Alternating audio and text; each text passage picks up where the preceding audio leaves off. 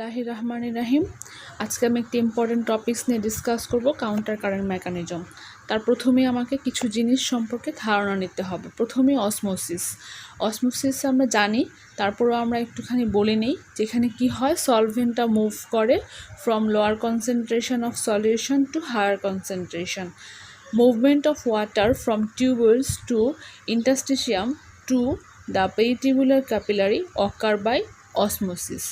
Solute particlesগুলো move by various other transport process সম্পর্কে আমরা জেনারেল ফিজিওলজিতে জেনেছি।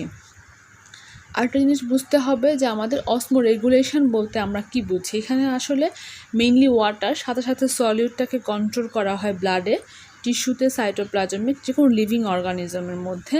আমাদের হিউম্যানের ক্ষেত্রে সেটা পারফর্ম বাই কিডনি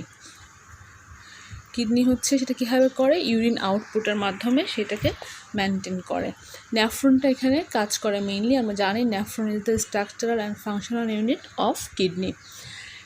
ব্লাড কনসেন্ট্রেশনের উপর ডিপেন্ড করে ইউরিন রিলিজ হয় পেলভিসে মোর অর লেস কনসেন্ট্রেশনে, এবং ব্লাড কনসেন্ট্রেশন মনিটর করবে হচ্ছে হাইপোথ্যালামাসের অসমো রিসেপ্টর। যখন আমাদের কনসেন্ট্রেশন রাইজ হয় হাইপোথ্যালামাস, তখন আমাদের এডিএস রিলিজ করে। এডিএসটা কী করে, কালেক্টিং ডাক্টের ওয়ালটাকে মোর পারমিয়েবল করে দেয়। তখন মোর ওয়াটার রিঅ্যাবজর্ব হয় from filtrate as the duct passes through the salty tissue of medulla. Excessive sweating and eating salty food খেলে কিন্তু আমাদের কনসেন্ট্রেটেড ইউরিন হয়। আর যদি আমরা কোল্ড ওয়েদারে থাকি, ড্রিঙ্কিং বেশি করি, তখন আমাদের ডায়ালেট ইউরিন হয়। সবাই জানি অবশ্যই সেগুলো, এগুলো জাস্ট রিক্যাপিচুলেট করার জন্য বলা। এখানে ছবিতে আমরা দেখতে পেলাম যে কোথায় কোন জায়গায় কীভাবে ওয়াটার রিঅ্যাবজর্ব হয়। আরেকটা জিনিস জানতে হবে আমাদের, concurrent and counter current flow বলতে আমরা কি বুঝি।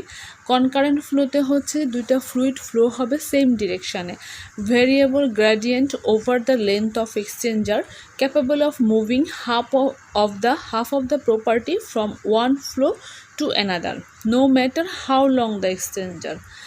আর এক্সচেঞ্জার স্টপ হবে কখন, যখন ইকুইলিব্রিয়ামটা রিচড হয়ে যাবে এবং গ্রেডিয়েন্ট ডিক্লাইন টু 0।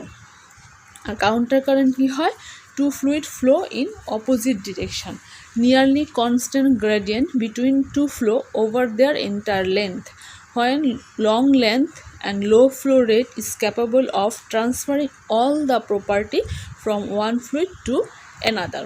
এক্সাম্পল কি, ফিশেসের ক্ষেত্রে তারা use their gills to transfer oxygen from surrounding water to blood. আর বার্ডের ক্ষেত্রে তাদের লেগসগুলো কনজার্ভ কোর বডি হিট। হিউম্যানসের ক্ষেত্রে কি হয়, আমাদের অ্যাক্রাল পার্টটা হিট কনজার্ভ করে। আর কিডনি কি করে, আমাদের কনসেন্ট্রেটেড ইউরিন ফর্মেশন করে যা লুপ অফ হ্যানলি ভাষার একটার মাধ্যমে। এগুলো সব ডিসকাস করবো আমরা একটু এর সম্পর্কে। তাহলে এক্সাম্পলে কি হয়, স্কিন আমাদের হিট কনজার্ভ করছে, স্ক্রোটাম, কিডনি। আর ফার্নেসের ক্ষেত্রে কীভাবে এয়ার টেম্পারেচার মেনটেন করতেছে, পেঙ্গুইন কীভাবে অনেকক্ষণ একটা আইস এরিয়াতে দাঁড়িয়ে থাকতে পারে, সবগুলোই হচ্ছে আমাদের কাউন্টার কারেন্ট মেকানিজমের এক্সাম্পল। তাহলে কাউন্টার কারেন্ট মেকানিজমটা কী, প্রথমেই জানতে হবে একটা হাইপোথিসিস আছে আমাদের কাউন্টার কারেন্ট মেকানিজমের মধ্যে, ওইটা আমাদের মাথায় থাকলে আমাদের বুঝতে সুবিধা হবে। হাইপোথিসিসটা কী তাহলে, a small difference in osmotic concentration at any level of fluid flowing in counter direction in two parallel tubes connected each other in hairpin manner can be multiplied several times along the length of the tubule.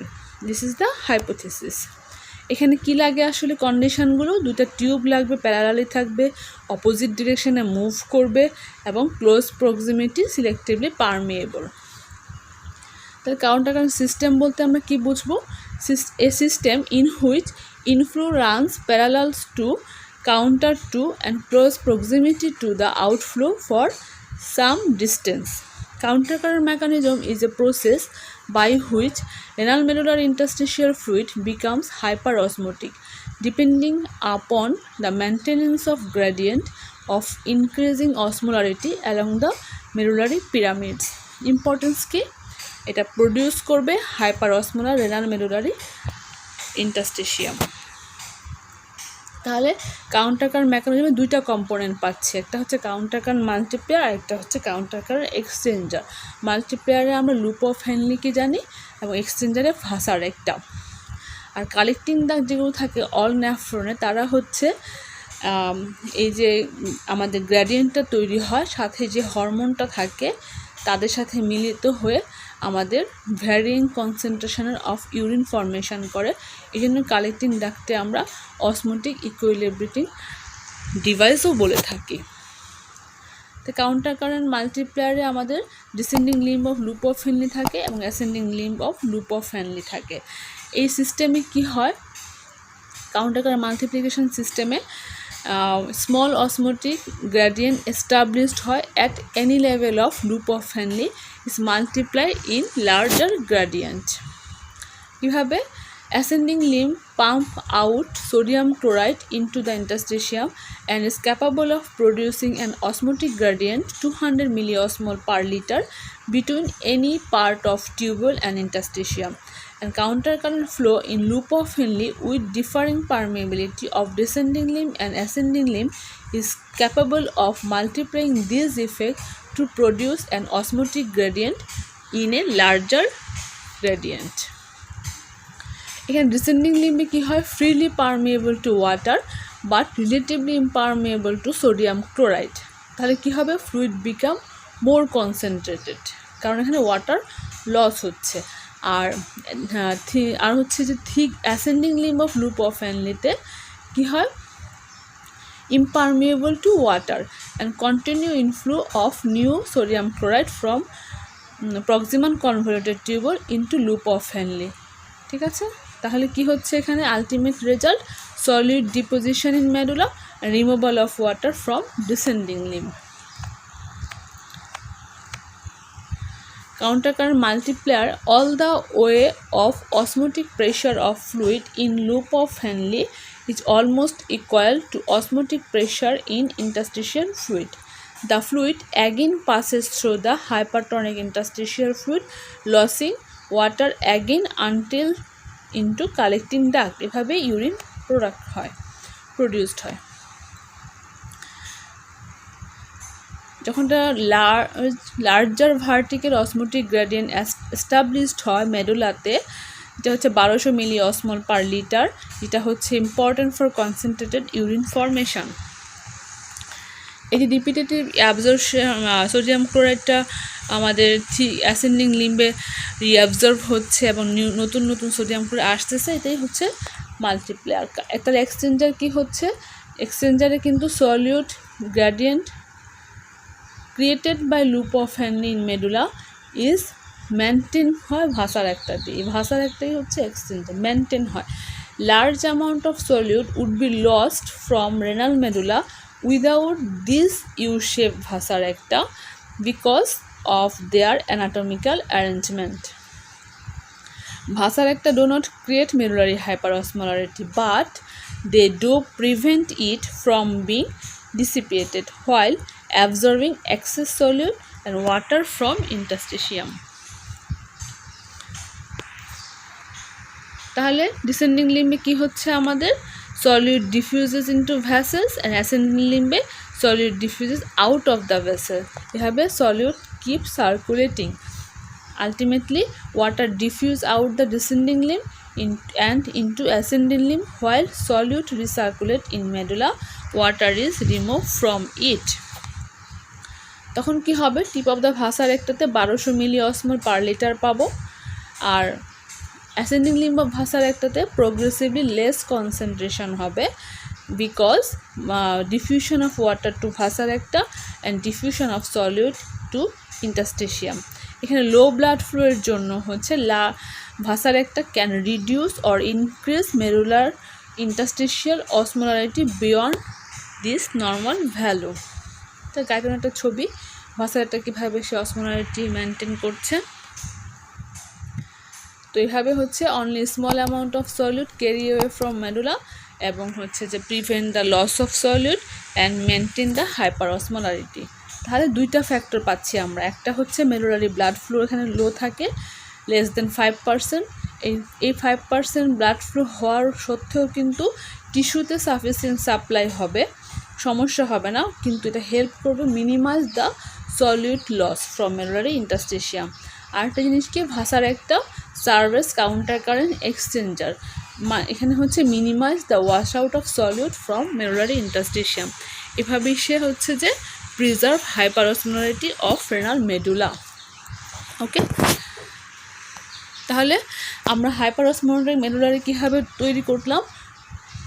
করলাম, loop of হ্যানলিতে counter current multiply সে তৈরি করলো, maintain করলো exchanger, সাথে সাথে urea সাইক্লিংটা ব্যাপার আছে, সেও কিন্তু আমার মেরুলারি হাইপারঅসমোলারিটিটাকে তৈরি করছে, মেনটেন করছে, কন্ট্রিবিউশন করছে। কিভাবে করছে?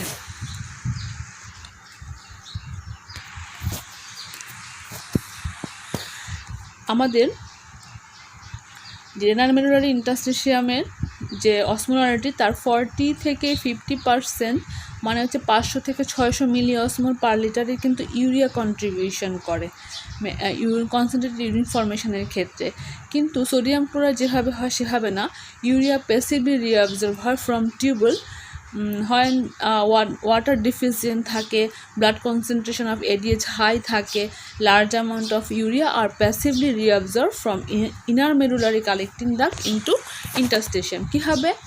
As water flow up the ascending loop of Henle into distal and cortical collecting tubule, little area reabsorb because this segment is impermeable to urea. In the presence of high concentration of ADH, water is reabsorbed rapidly from cortical collecting tubule and urea concentration increase rapidly because urea is not very permeant in this area. As tubular fluid flow the inner medullary collecting duct, still more water reabsorb take place, causing an even higher concentration of urea in fluid. A higher concentration of urea in the fluid of inner medullary collecting duct causes urea to diffuse out of tubule into renal interstitial fluid. এটা হয় specific ট্রান্সপোর্টারের মাধ্যমে। তাহলে হচ্ছে আমাদের concentrated urine ফর্মেশনের urea খুব important. এখানে kidney এটাকে filter করে, ঠিক আছে? বেশি প্রোটিন খাবো, বেশি ইউরিয়া থাকবে, বেশি কনসেন্ট্রেটেড ইউরিন ফর্মেশন হবে। আর micturition is associated with low urea concentration in medullary interstitium and considerable impairment of urine concentrating ability. তাহলে এই স্লাইডটা খুব বেশি ইম্পর্টেন্ট, যে আমাদের পরীক্ষায় জিজ্ঞেস করা হয়, আসেও, যে কী ফ্যাক্টর আসলে মেরুলারি ইন্টারস্টিশিয়ামে হাইপারঅসমোলারিটিকে প্রডিউস করছে। প্রথমেই আমাকে বলতে হবে এখানে active transport of sodium, co transport of potassium chloride and other ion from thick ascending limb of loop of Henle into medullary interstitium. Secondly, active transport of ion from collecting duct into medullary interstitium. Third, facilitated diffusion of urea from inner medullary collecting duct into medullary interstitium. Fourthly, diffusion of only small amount of water from medullary tubule into medullary interstitium. তাহলে এখন হচ্ছে আমাদের যে এখানে আমাদের প্রয়োজন কেন এই counter current mechanism concentrated urine ফর্মেশনের জন্য। আগেই বলেছি আমরা কী স্টেপস আছে যে মেডুলারি ইন্টারস্টিশিয়ামের হাইপারঅসমোলারিটি প্রডিউস করার জন্য। এটা গাইডলাইন থেকে ছবি নেওয়া, অ্যাজ এ হোল পুরোটো আমি সবগুলো ইন্ডিভিজুয়াল একটু এক্সপ্লেন করব। অ্যাট ফার্স্ট, গ্লোমেরুলার ফিল্ট্রেটের অসমোলারিটি আমরা জানি 300 মিলি অসমোল পার লিটার। যখন loop of Henle is filled with this fluid with concentration 300 milliosmol per liter, যেটা হচ্ছে সেম প্রক্সিমাল কনভলিউটেড টিউবুলের মতো। তাহলে 300 লুপ অফ হ্যানলিতে এবং প্রক্সিমাল কনভলিউট একই থাকবে প্রথমটা। দ্বিতীয় নাম্বারে কি আসবে? দ্বিতীয় নাম্বার স্টেপসে আমাদের অ্যাক্টিভ আয়ন পাম্প করবে sodium chloride thick ascending limb of loop of Henle. Thick ascending limb of loop of Henle reduce the concentration inside the tubule. যদি সোডিয়াম ক্লোরাইড বের হয়ে যায় তখন কি হবে? তার অসমোলারিটি কমে যাবে 200 মিলিঅসমোল পার লিটার, কিন্তু মেডুলারি ইন্টারস্টিশিয়ামের কনসেন্ট্রেশন বেড়ে যাবে 400 মিলিঅসমোল পার লিটার। এখানে গ্রেডিয়েন্ট 200 মিলিঅসমোল পার লিটার হলো। তাহলে কেন হচ্ছে paracellular diffusion of ion back into tubule eventually counterbalance transport of ion out of the lumen when 200 milliosmol per liter concentration gradient is achieved. Number 3 steps.